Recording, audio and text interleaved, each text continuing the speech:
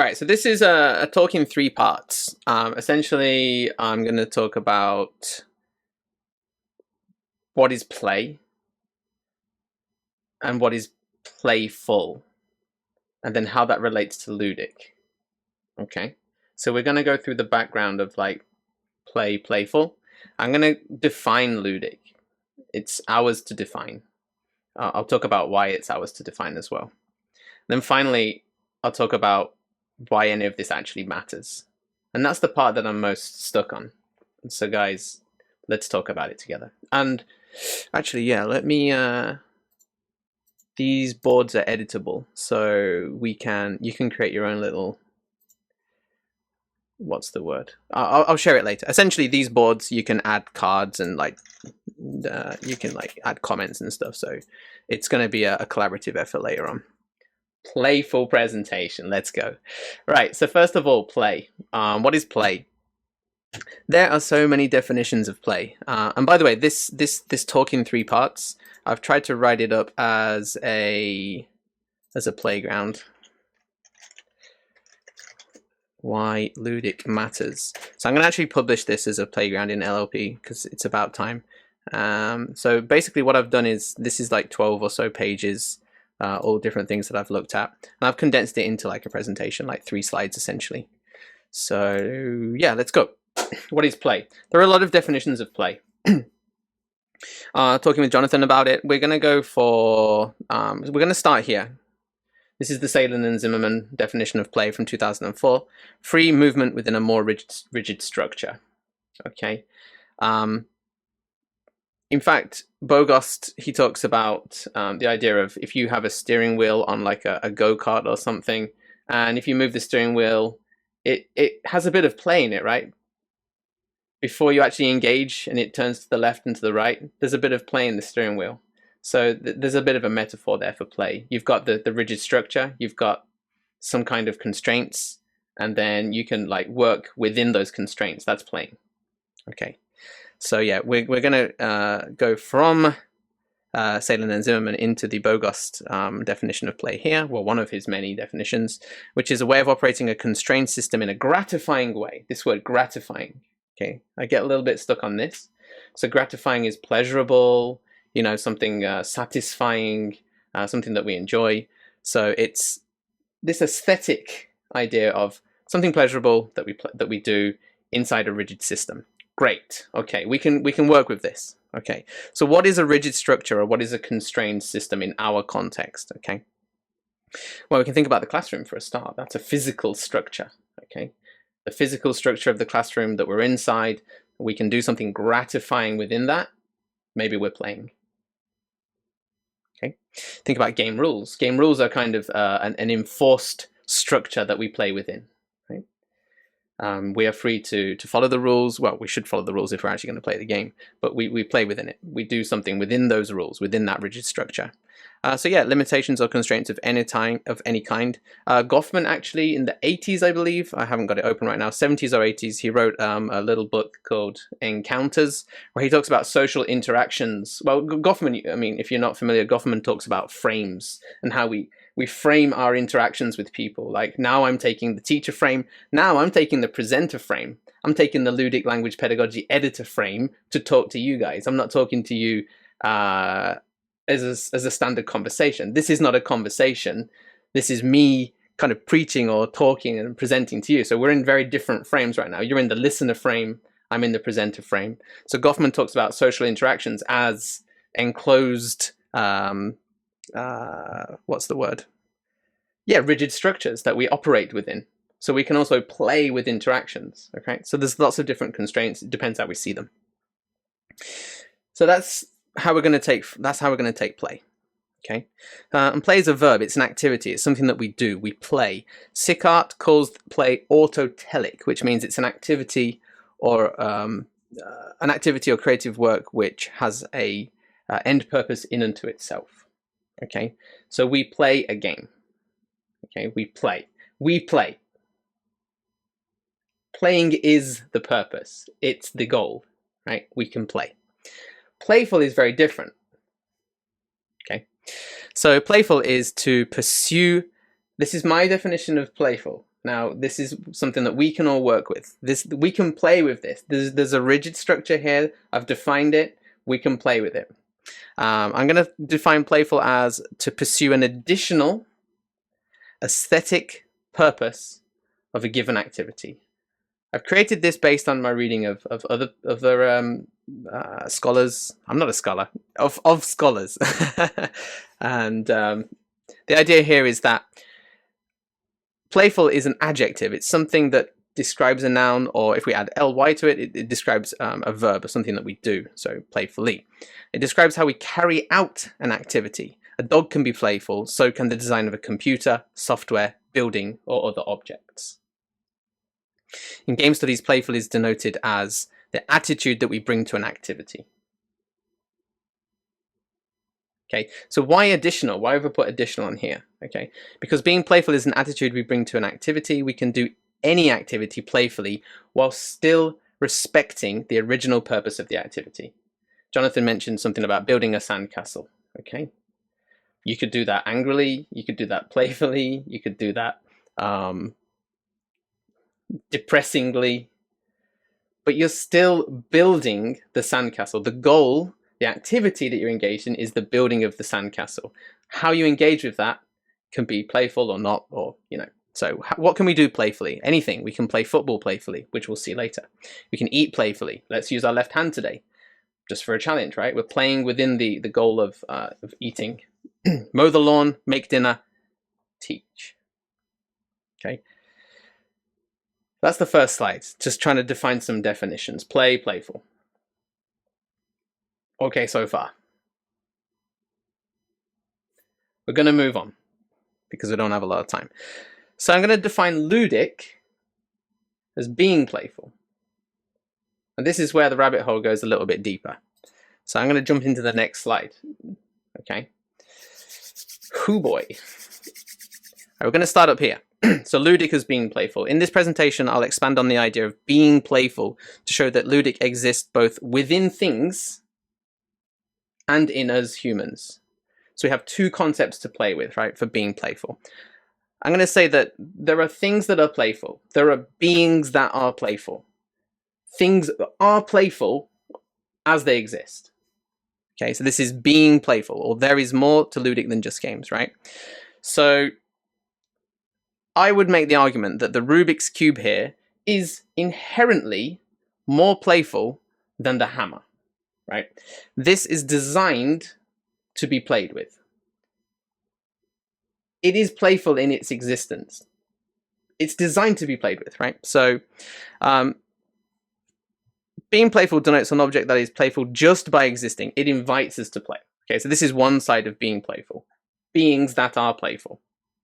Okay, now on the other side, this pink side, I would say that for us to be playful, we can look at the hammer, which it's not specifically designed for play. But if we want to be playful with the hammer, it's not, the onus is on us to instigate that play. For the Rubik's Cube, we can just pick it up and play with it. But for the hammer, we have to actually be quite playful. Like, we look at it and we go, okay, that's for hammering nails. We have to be playful with this. Okay, so there's ludic in this, but with the hammer, the ludic is in us to engage with it. Does that make sense? Okay. So we've got this kind of two parts of playful and ludic here. So ludic media, which I'm calling all of these things, and then ludic in us, where we instigate the play. We construct the playground around the object and we play with it. So we are the playful thing. Of course, these bleed into each other. So actually, there's a really interesting thing in the literature on this. So Sicart says that play is in us. Okay, that's why we've got this whole section here, because for Sicart, he says that I see play as a portable tool for being. It is not tied to objects, but brought by people to the complex interrelations with and between things that form daily life. So basically, in a nutshell, Sicart says that ludic is in us, right? But then on the other side of this, over here, we've got Bogost, and he says when you operate a mechanism like a steering wheel, the device has some play with it built in, a space through which the steering wheel can be turned before the steering wheel shaft couples with turns, blah, blah, blah. So basically, he's saying that play is in things. Okay, so actually these should be on the other way around. So this should be over here and this should be over here. My bad. But you get the point. Bogus says that play is in things. Sakat says play is in us. I say let's just take both, right? So what is ludic? It's being playful, and so it's the use of playful things, of ludic media, or it's us actually being playful. And so there's two examples of this right here. So I consider these ludic media, right? We've got cards. They're inherently built to be played with, right? They're designed to be played with. A board game, this stuff, whatever it is, toys, Minecraft, debates, choose your own adventure, LARPing. But Jonathan had some pushback on the LARP. Like, what is the object? What is the ludic media that we're playing with here? Well, is it the props? Is it the costume? Is it the rules? I think it's ludic media, right? A LARP, whether it's an abstract being or object or not, it's something that we play with. Okay, so examples of people being playful, right? So speed running. When we play a game, we play a game. We go from start to finish. We do as the game intended. We play as, like, for example, Mario. We go through, we beat the Goombas, we get to the end, we clear the level, we finish. That is playing the game. We can also approach this playfully, though. If the attitude that we bring is playful, we'll do things like, okay, I'm going to do this level, but I'm going to do it blindfolded. So playful, that's playful playing, which is kind of weird, but yeah, you can play a game playfully because it's just the attitude that you bring. Piano stairs. Let's take this object, these stairs, let's turn it into a piano. How about remixing worksheets? Okay, so look at this. It's using Zelda to teach the alphabet, right? The Triforce, the rupees and stuff.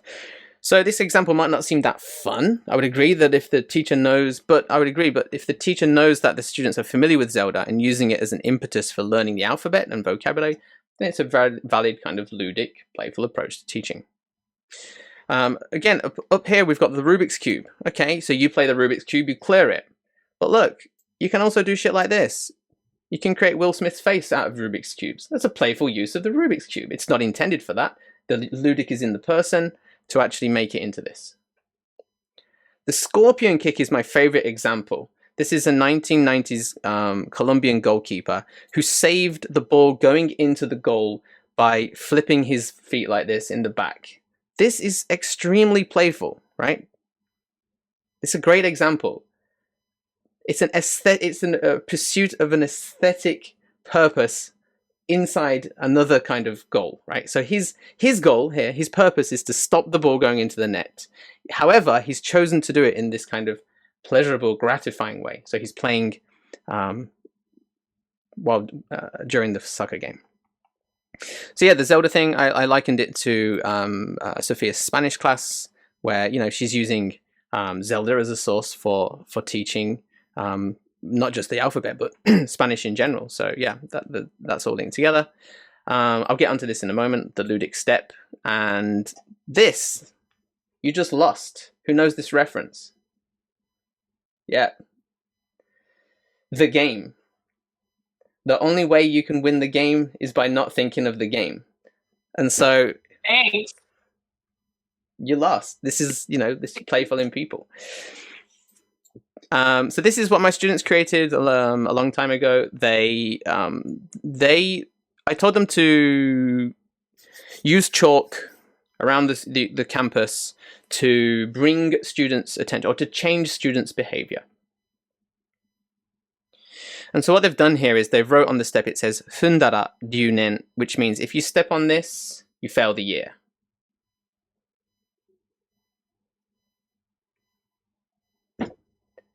So what they've done here, let's deconstruct this a bit. They've looked at the step, they've constructed a playground around it, they're playing inside it, they're saying, okay, how can we get people to notice this? How about we write this on it? Okay. So when you actually come to this step, you can't not engage with it. You can't not notice it. Okay. You have to play with it, because if you ignore it, you've chosen to ignore it. If you step on it, you've chosen to step on it. Right. So the idea of the step here is that it's taken the dull, the boring, the background, that students would normally just walk across to go from one part of the campus to the other, and they've brought it into sharp focus. So this is the idea of Bogost's, constructing the playground around something and taking it seriously. So by doing this, they've taken the background, they've brought it into the foreground, which is going to be on the next slide, I believe. Yeah, I think it is. The idea of Rubin's vase, the vase with the two faces at the side. It's like you see the vase or you see the faces. Well, the idea of like play is to be playful here is then you take something that's ordinary, that's fairly ordinary, but you bring it into focus, like with the hammer, for example. If you wanted to use the hammer as a pirate's hook or as an instrument, or to try to eat fries with it, you're not just looking at it as a hammer anymore, but you're bringing it into a different kind of focus. And I said that's what my students are doing here with the Fundar Union. Okay, so what? We've got on the one side ludic things. We've got on the other side us being ludic, as being playful. So what? And this is where I got a little bit stuck. I was like, okay, I've spent so long trying to define ludic and what it means. So what? So we're going to have a little bit of luck. And actually, big props to Martin. Martin with his ingredients talk. There's a link here about all the different benefits of play and being ludic. So the first point, I think, of why this matters, why ludic matters over things like game-based learning or just games in general, is that I mean, clearly I think that, but I think that ludic is the way that we normalize games and play in literacy teaching. Because it's broad, it's not just digital games, right? We're looking at LARPs, writing bloody Fundar Union on a step, for example. It goes beyond digital games. Okay, so I think that if we look at the stuff by the Human Restoration Project, by being ludic, we're not focused on like the pointification, the datification, the strict test taking, etc., etc. So it's a way to kind of rehumanize education by making it playful, not just this is one thing that I'm a bit stuck on. Is playful inherently inefficient? And is that a bad thing? Yes, it is inherently inefficient, but it's not a bad thing. Okay. I mean, Saline and Zimmerman say play is there's not a path from A to B, right? Uh-huh. You're taking the roundabout, you're going in circles because it's fun and because there's benefit to it. So yeah, I think that vibes with this idea of rehumanizing education. If we are constantly focused on being efficient and tests and standards, where's the human? Where's the fun? Where's the creativity, right? I also strongly believe that, with Zimmerman and the ludic century, I believe that we are in an era where games and play just dominate media, right? So this is my own writing, but if games are the most popular, common, and pervasive media among all demographics, there's an imperative for us, teachers, to figure out where they fit in our practice. Now, digital game-based language learning, or digital game-based learning, I don't think it's going to help us do this. Right? I've wrote about this with Jonathan and Fred Poole. Don't believe the hype. Games and play are nothing new in language education. And Fred Corneli, a good friend of mine, who I wrote a chapter with that's coming out soon, he actually publicly tweeted, I think he's pretty ballsy, that digital game-based language learning is a sham when it comes to impacting classrooms. Like, that's pretty ballsy. So yeah, if we're going to normalize games and play in language teaching, I think ludic's the way to get there. That's the first so what. I think that we're the way that this is going to work. Okay. And then I just thought about the benefits of all this. Martin, he brought these four, and these four, and these four to the table. And I didn't really have enough time to finish the talk. I kind of added some of my own ideas here. But it's kind of incomplete. Language benefits of being playful or playing games. So peer interaction, creativity, authentic language use, goal-oriented language use, directions, rules with multiple parts, phonological and phonemic awareness, access to target language speakers if we look outside of merely gameplay and consider the wider global communities around games and play, etc., etc. I mean, you can look at these in your own time. They're the benefits of play, at least that I can think of the top of my head. Another thing about Ludic is that it, well, according to Lotherington at least, it includes these things as well: story creation, problem solving, learning from failure, improvisation, identity work, etc. So a bit of a whirlwind talk. I've got about 5 minutes left. I'd love to hear your feedback. And if you want to add some comments to this, I'll copy the URL. Feel free to go crazy. Thanks for listening.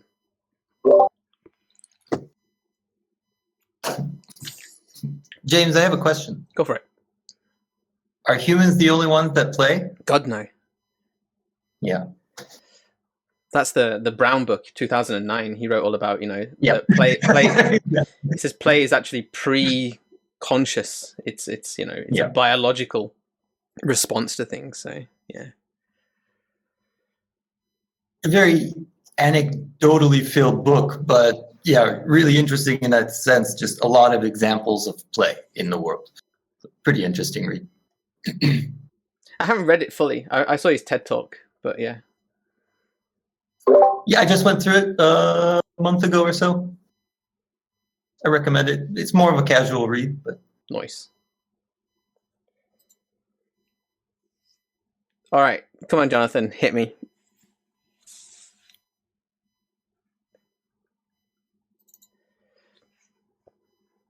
Oh, Martin, that's amazing.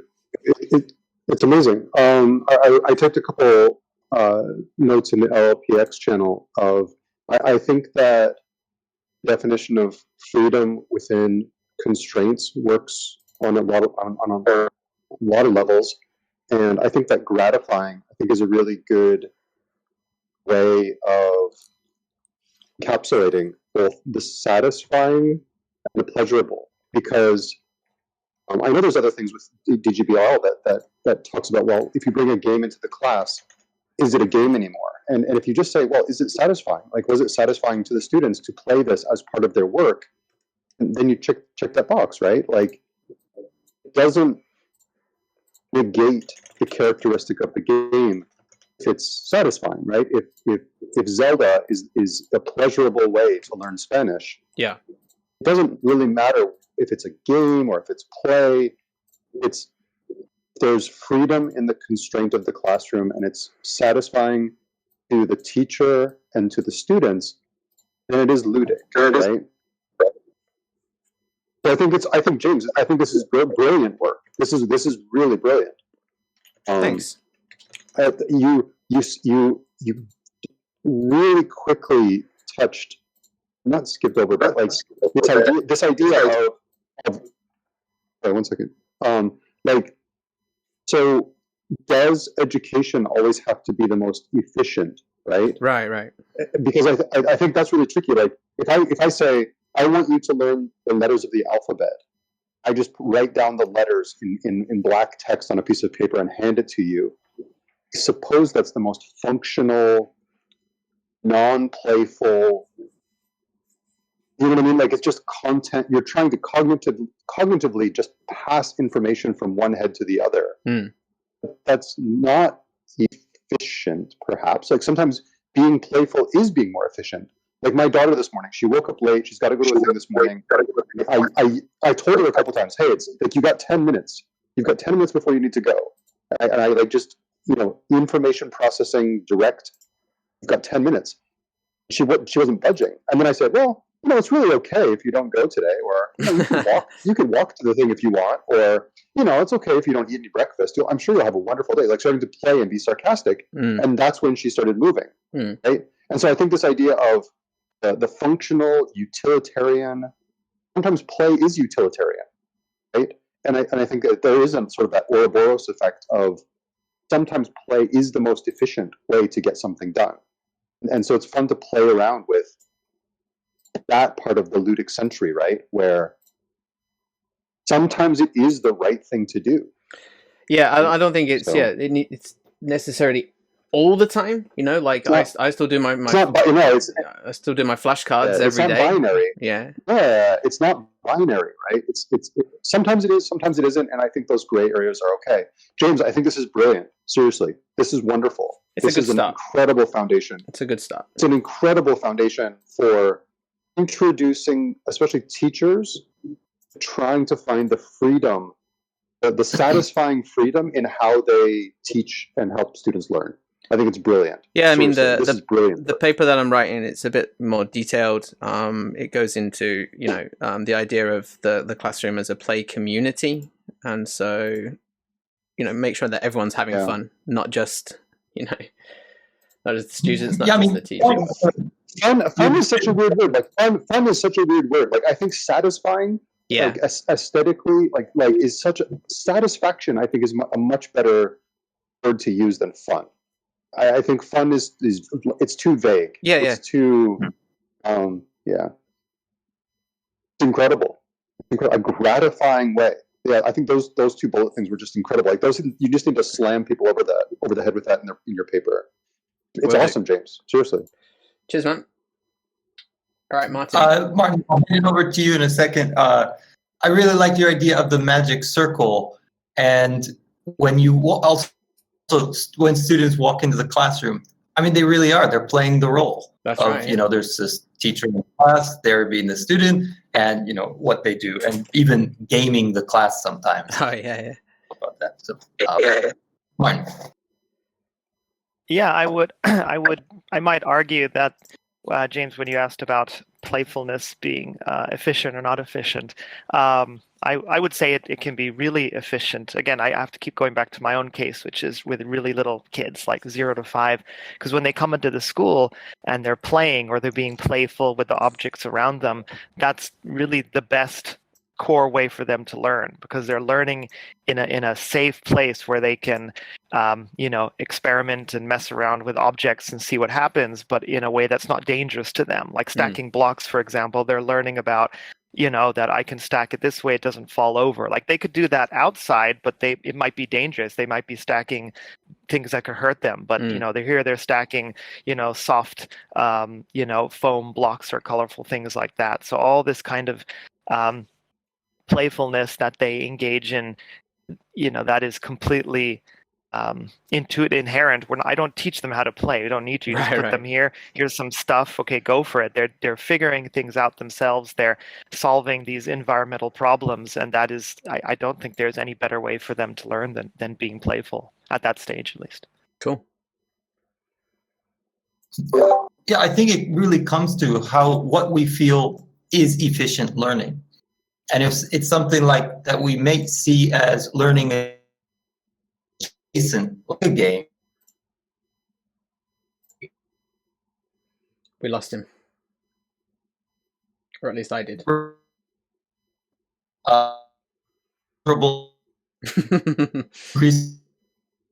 Playful. Discord is playing with us. Out there. You disappeared for a while there, Junk. Oh, sorry. Anyway, that's fine. You're good.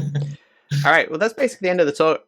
Thanks for listening, guys. Oh, look, there's the Rubens vase. If you're interested in learning about play and stuff from Bogost's perspective, I do recommend it. It's a really fun book. Fun.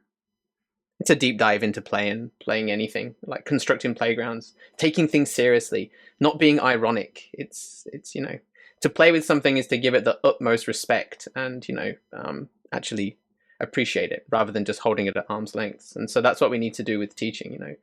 Take it on full stead and appreciate it and do your best that we can. So yeah, cool. Thanks, guys. I appreciate it. Dewa. Let's move on.